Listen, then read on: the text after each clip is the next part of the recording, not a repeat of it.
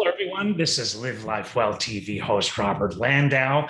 We are here with another episode of our popular weekly trivia program here on Live Life Well TV that we call Did You Know? If you saw our previous episode, which was Did You Know episode 66, you saw the start of the next number of episodes of this show paying tribute to great Hollywood movies. And we continue that theme in this episode where we honor the iconic Gone with the Wind. Stay tuned.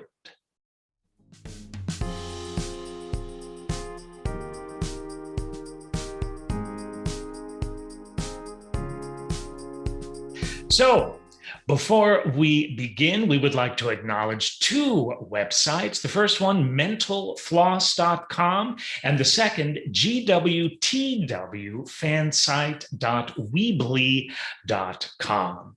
So we're going to start with trivia that you probably didn't know concerning the book Gone with the Wind, and then we will get into Gone with the Wind movie trivia. Here we go. Did you know that Margaret Mitchell wrote Gone with the Wind out of boredom? It was boredom that caused the then 25-year-old Margaret Mitchell to write 63 of the most beloved chapters in literary history. Mitchell happened to have been a journalist at the time for the Atlanta Journal-Sunday magazine when she took a leave to recover from a series of injuries, according to the Margaret Mitchell House, including a recurring ankle injury. When the ankle proved too slow to heal, she decided to occupy herself to get through the healing process by writing. Did you know that along those lines, nobody even knew that she was writing Gone with the Wind? Though she spent the next decade working on characters and plot development, almost nobody knew that Margaret was even writing a book. She went to extreme lengths to hide her work from friends and family. One time, somebody unexpected decided to pay a visit, and she happened to have a lot of pages from a current chapter of Gone with the Wind that she was working on scattered all over her living room floor.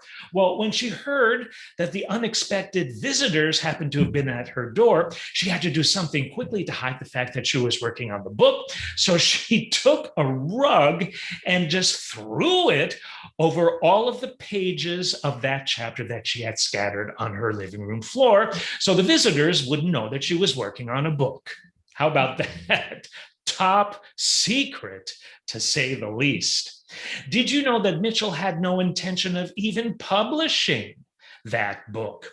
Despite spending no less than 10 years of her life working on the tome, Mitchell didn't really have much intent of ever publishing it. When a friend heard that she was considering writing a book, that friend said something to the effect of, imagine you writing a book. Well, particularly annoyed at her friend's somewhat uncaring remark, Margaret Mitchell took her massive manuscript to a Macmillan editor the very next day. However, she later regretted that she did that and sent the editor a telegram saying these words: "Have changed my mind, send manuscript back." Did you know that Scarlet was originally named Pansy? Yeah, Pansy. You know her as Scarlet now, of course, but for years, the heroine of Gone with the Wind was actually named Pansy.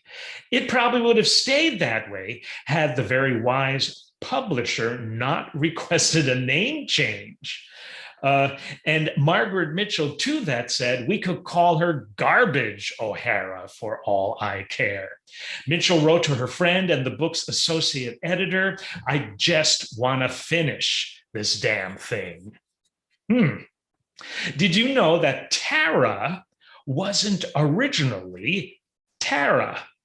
Speaking of name changes, early drafts of Gone with the Wind referred to Tara as Fontenoy Hill, Fountenenoy, not Hill, Hall, Fontenoy Hall.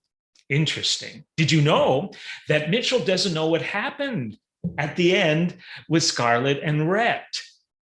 Add Mitchell to the list of millions who don't know what ultimately happened with Scarlett and Rhett once the book came to a close. Margaret left the ending ambiguous with no real ending, even in her own head.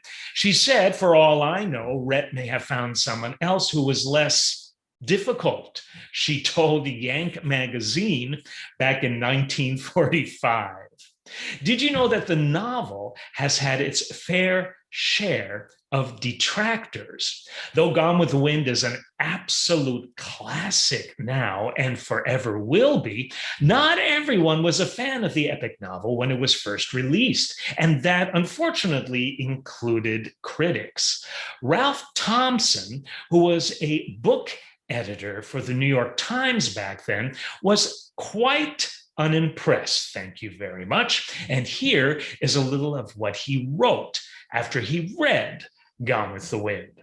The historical background is the chief virtue of the book, he once wrote, and it is the story of the times rather than the unconvincing and somewhat absurd plot that gives Miss Mitchell's work whatever importance may be attached to it. Oh, critics. He also wrote, Miss Mitchell writes from no particular point of view. And not only that, he also wrote this. I happen to feel that the book would have been infinitely better had it been edited down to, say, 500 pages, but there speaks the harassed daily reviewer as well as the would-be judicious critic.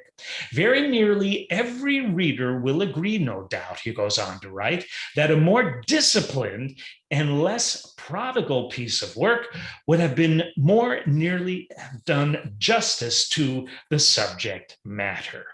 Did you know that Gone with the Wind set a record with its movie rights? When movie mogul David O. Selznick purchased the movie rights for $50,000 back in 1936, it was the most ever paid for rights to a book. Mitchell declined to be involved with the production of the movie, though she was said to have loved it, save for a few details. For example, she found Tara to be too opulent. Though she spent a decade writing her masterpiece, as we said before, Mitchell only enjoyed the ensuing fame for a little more than that. Truth be told, she really didn't enjoy the fame that the movie and the book brought her. Mitchell was hit by a speeding car as she was crossing Atlanta's Peachtree Street with her husband on their way to see a movie on the evening of August 11th, 1949. She died from a few injuries a few days later. Did you know that some working titles for the book while Margaret Mitchell was writing were Tomorrow is Another Day? I kind of like that title. Or Not in Our Stars. Or how about this? Bugles Sang True. And if that wasn't enough, Tote the Weary Load. The most famous working title was Ba Ba Black Sheep. Wow. I think I like Gone with the Wind the best, don't you? Did you know that Gone with the Wind stayed the #1 best-selling book in America for 2 years, 1936 and 1937? The sequel, published in 1991, called Scarlet, which was written by Alexandra Ripley, was the #1 best-selling book in the country for 1 year, even though it got some pretty nasty reviews from critics. Well, I guess that runs true based on the original. Did you know that Margaret Mitchell wrote the end of the book first. She knew Rhett and Scarlett just weren't going to make it. The first chapter is the one she actually wrote last, and it is also the one that she liked the least. So let's move on to some did you knows about Gone with the Wind, the movie. And here is the first one. Did you know that 500,000 feet of film were shot? All of it was edited down to only 20,000 feet. Wow, it'd be so fun to see some of the lost movie footage from that iconic film. Did you know that David O. Selznick bought the rights from Margaret Mitchell, as we said before, for $50,000, a record movie rights price? So David O. Selznick knew exactly what he was doing, and he could see a hit when he read one. It is estimated that if David Selznick included all the dialogue from the book in the movie, the film Gone with the Wind would have been about 168 hours long. I guess nowadays they could have made it into a miniseries for TV. And that's actually just the dialogue. They still would have had to have added all of the dances, all of the entrances, all of the exits and such. So the movie footage would even be longer. Did you know that Barbara O'Neill, who played Ellen, Scarlett's mother, was only about 3 years older than Vivien Leigh at the time? Did you know that even though in the book Scarlett's eyes were pale green without a touch of hazel, Vivien Leigh's eyes in the movie were actually blue?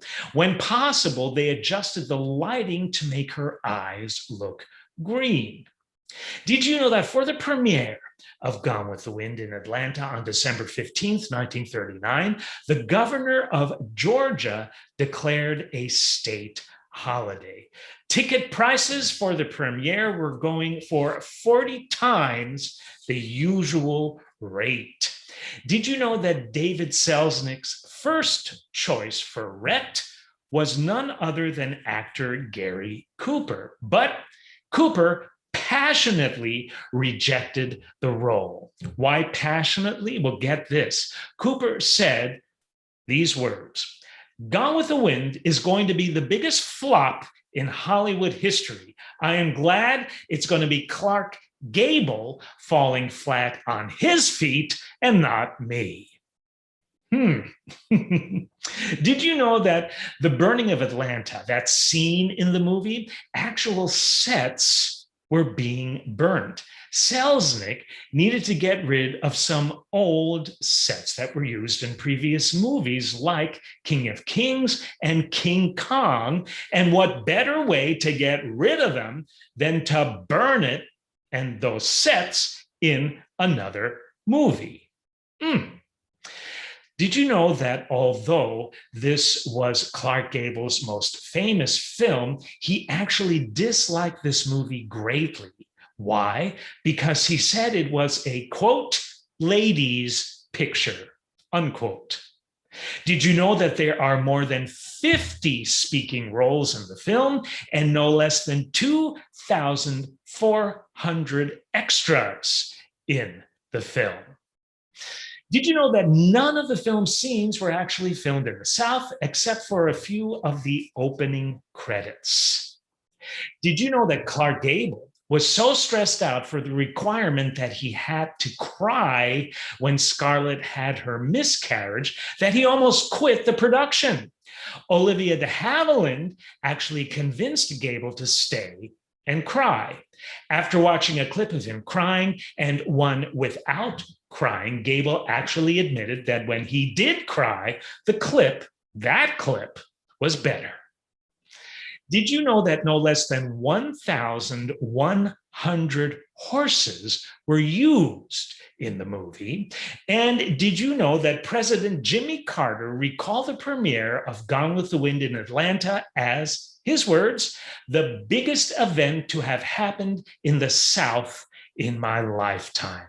That must have been an incredible event, to say the least. Two more before we close and the final credits of this episode appear. Did you know that Vivian Leigh hated the kissing scenes that she had to do with Clark Gable? She said that his breath smelled terrible. This is probably because he had false teeth, a result of excessive smoking. And last but certainly not least, we have this final did you know? And it goes like this. Did you know that Judy Garland, more commonly known as Dorothy in The Wizard of Oz, was actually going to play a character by the name of Sue Ellen, who in the movie was Scarlett's sister until she couldn't do it. Why? Because she was cast as Dorothy in The Wizard of Oz. So that brings this episode of Did You Know's tribute to Gone with the Wind to a close. Stay tuned for more upcoming episodes where we will honor more Hollywood movie blockbusters with unbelievable, absolutely astounding, incredible trivia. Hope you had a great time. I certainly did. This has been Robert Landau, Live Life Well TV host with another episode of Did You Know? Thank you for tuning in.